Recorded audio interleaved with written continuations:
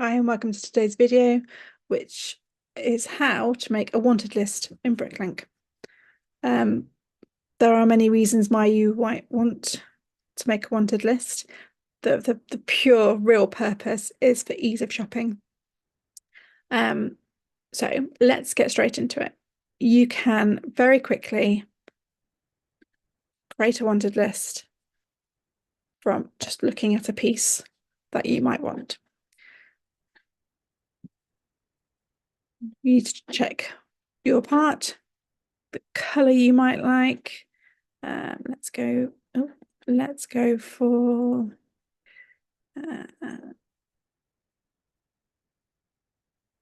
dark bluish grey. I need some of these for a project. So I'm going to add them to a wanted list. Now, every time you put add from the main console, it's going to always want to dump it into your default wanted list. But today we want to create our own.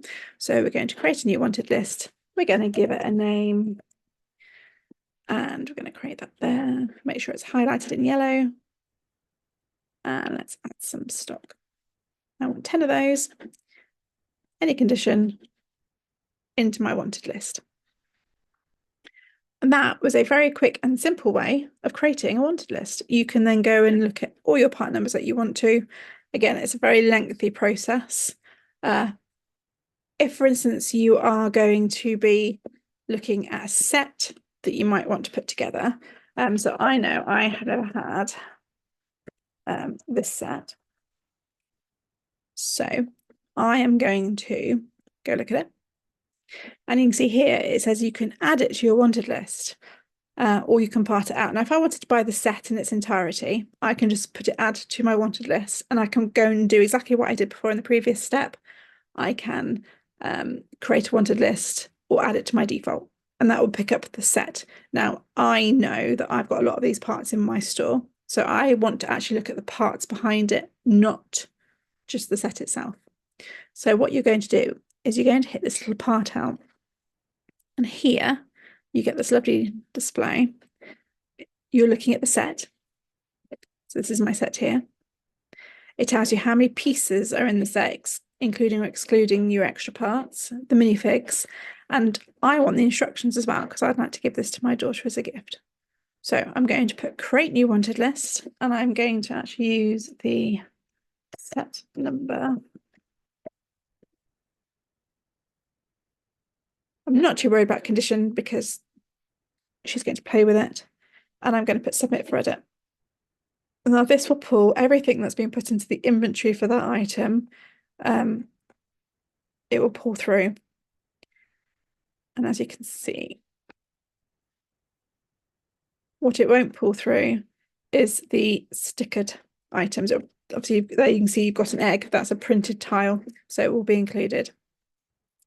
But it will not include the stickered items, which is why it throws in the stickered sheets. Now, I'm going to leave them in there for time being. Here you've got the instructions that you requested, you've got your minifigs, and then you come down to alternatives. Now, obviously, as different generations come out or different batches, sometimes there have been tweaks in design where another item might have been used in its place because they've realized that the playability, there's not enough hold on some of the pieces. So here you just need to make sure that you're picking up the one that you want. I'm not too fussed which printed tile she gets. So I'm going to leave it as it suggests. And I'm going to hit add to wanted list. And that's it. It's created. To go and look at it, I go into my wanted lists, and there it is. Easy. Now, another way of making a wanted list, if you're using Brickstore, which I would recommend, is that you can create a BSX file offline, and then you can upload it into Bricklink. So quite simply, I'm going to add. I've already looked for the piece, the set. So here it is. There's my set. That's how I want. I want it in used. It doesn't really matter because it's going to fiddle around with it afterwards. And I'm just going to add it. And that's it. I've added it there.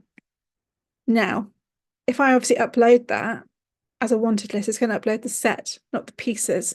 So you need to make sure that you part it out.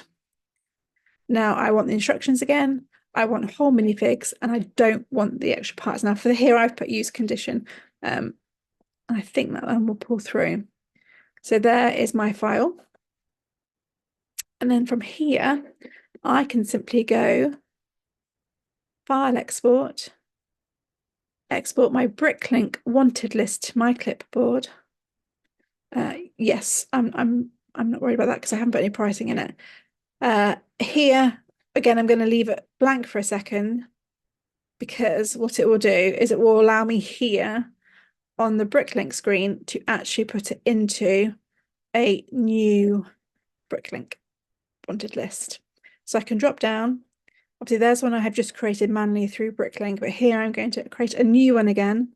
I'm just borrow for this instance. And I'm going to come across the XML format because I haven't saved this file to import it. This one I've added to my clipboard. So I'm just going to paste it in.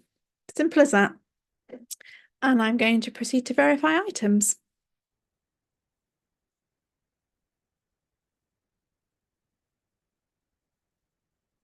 And it's going to whirl around for a few minutes while it picks all it up and pushes it directly into the wanted list.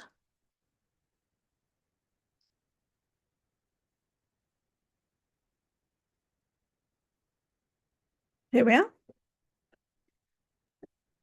Again, here, as even though I had it set as used in Brickstore, it's pushed it through any. So if you really wanted to only look at used stock, you can change that.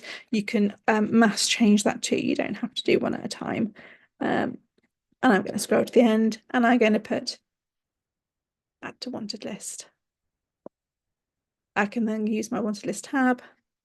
And there they are, the one I've just created using Brickstore, so offline, the one within Bricklink, and one where I can manually upload. Once you've made your wanted list and you're ready to start purchasing, this is what you must not do. You must not just push it all in and tell it to buy all now.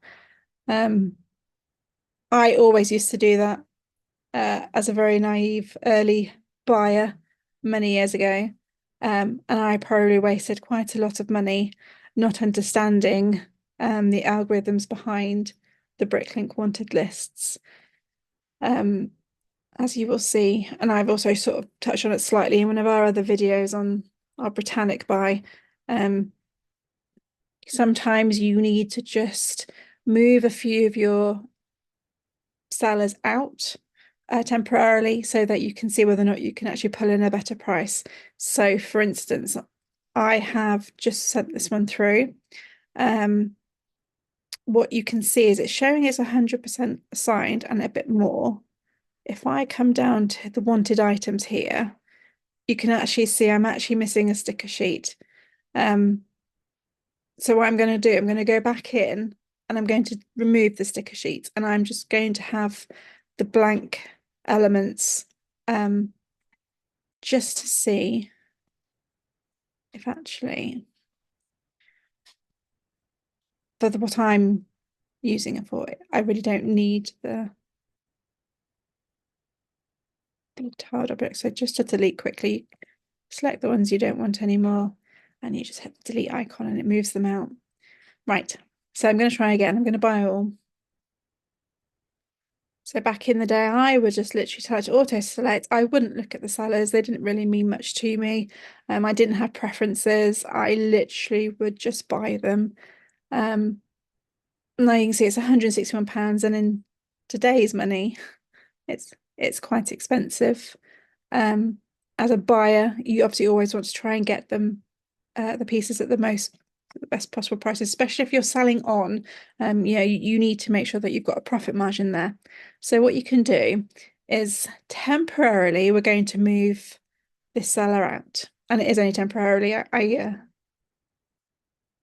have used them before, and they're extremely good store. So for a second, I'm going to go up to fans, and I'm just going to say that I don't like them. And I'm just going to make a note of them so I know to bring them back in afterwards. So I'm going to dislike the store and bookmark it. I'm going to go back into my wanted list and I'm just going to go and buy it all again.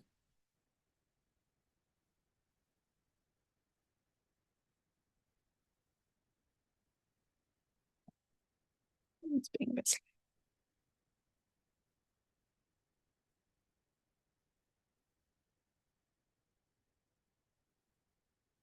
I mean, it might be, I didn't look to see what parts were actually on that with that seller. It could be that they had the minifigures. So I'd expect that cost to be slightly higher compared to other sellers.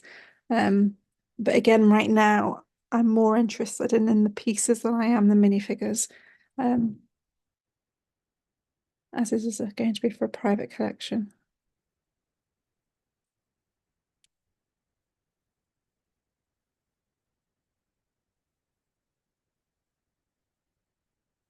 Don't be fooled by the auto select store message that popped up then. As you can see, I'm still 100% assigned. I've now dropped it to £130 just by taking out one of those sellers. So it makes a big difference to actually just go in and have a bit of a play around. Don't just hit buy. You're looking at your piece count against your lot count. If it's looking extremely high, it might be worth having a look.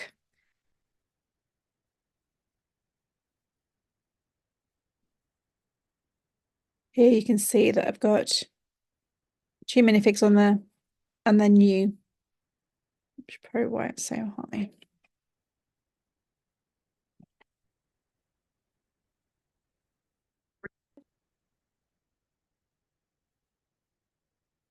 So once you're happy that you've kind of reached a price that you're kind of comfortable paying with, you just need to go and create your carts and go and check out with your sellers. Just make sure that you've reached any minimum buy criteria that they might have on their store. If you find you do have a minimum buy quantity on, what you can do is actually, while you're shopping in their store, you can actually look at your wanted lists. So if I go into this seller here, I was talking to a few people on a Facebook group the other day who didn't realize that they could do this, which I found quite surprising. I don't think it's a new function by any means. So when you're shopping, you can actually, at the top bar here, in any store, including your own, although you can't buy from your own store, you can hit wanted list. And in wanted list, you can actually look against all the wanted lists that you have in your folder and look at what stock that they have. So if you do find that you are below a minimum spend, you can pick up other pieces for other projects. Instead of wasting money buying items that you probably don't need, you can add extra pieces to other projects. And you then, you sort of, you've managed to meet the seller's requirements, and also benefiting yourself. Just make a note, obviously, on your wanted lists what you've brought, so you know to remove it. But it's really straightforward. You select the list that you want to go and have a look at, and it will bring up everything in your list that they have in their store, so you can start to fill up on pieces that you may need. I hope this video is of some use to you. I really appreciate a like and subscribe. We have lots more other short videos coming out to help new and weathered Bricklink users.